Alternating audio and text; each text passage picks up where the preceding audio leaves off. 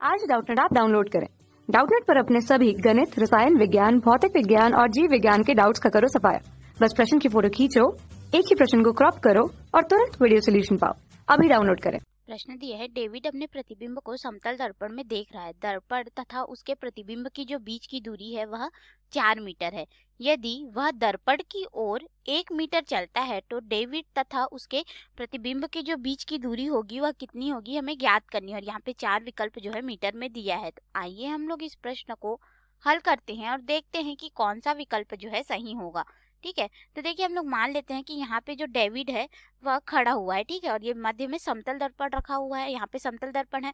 तो यहाँ पे डेविड खड़ा है, तो डेविड क्या हो गया, इस समतल दर्पण के लिए वस्तु हो गया। ठीक है, तो इसको हम लोग ओ से दर्शा देते हैं, ऑब्जेक्ट। ठीक है, ये वस्तु हो गई। अब हम लोग जानते हैं कि जो समतल दर्पण में यहाँ पे डेविड जो है खड़ा हुआ है, तो हम लोग उसको अगर देखें तो यहाँ पे बोला जा रहा है कि प्रतिबिंब के जो बीच की दूरी है, दर्पण तथा प्रतिबिंब के जो बीच की दूरी है वह 4 मीटर है।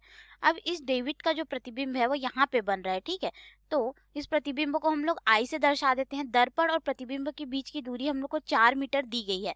तो हम लोग जानते हैं कि समतल दर्पण में जो वस्तु रहता है उसका प्रतिबिंब उतनी ही दूरी पर बनता है जितनी की वस्तु की दूरी होती है दर्पण से।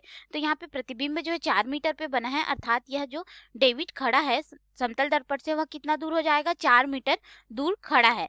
अब बोला जा रहा है कि वह दर्पण की ओर 1 मीटर चलता है। ठीक है, अब डेविड क्या करता है, 1 मीटर दर्पण की ओर चलता है। अब वह वहां से यहाँ आ गया। ठीक है, अब यहाँ पे आ गया तो ये जो दूरी हो गई वो कितनी हो गई, 3 मीटर हो गई। ठीक है, दर्पण से।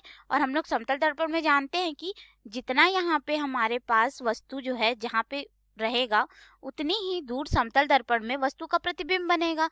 तो यहाँ पे भी जो प्रतिबिंब बनेगा वो कहाँ पे बनेगा, यहाँ पे बनेगा 3 मीटर दूरी पे। ठीक है, इसको हम लोग ओ डेस आई डेस से दर्शा देते हैं। तो ये वाली दूरी कितनी हो गई हमारे पास, 3 मीटर हो गई। तो हमसे पूछा जा रहा है कि 1 मीटर चलने के बाद जो डेविड का प्रतिबिंब और उसके प्रतिबिंब के बीच की जो दूरी होगी, डेविड और प्रतिबिंब के बीच की दूरी, यानी कि यहाँ से लेकर के यहाँ तक की जो दूरी होगी वो कितनी होगी।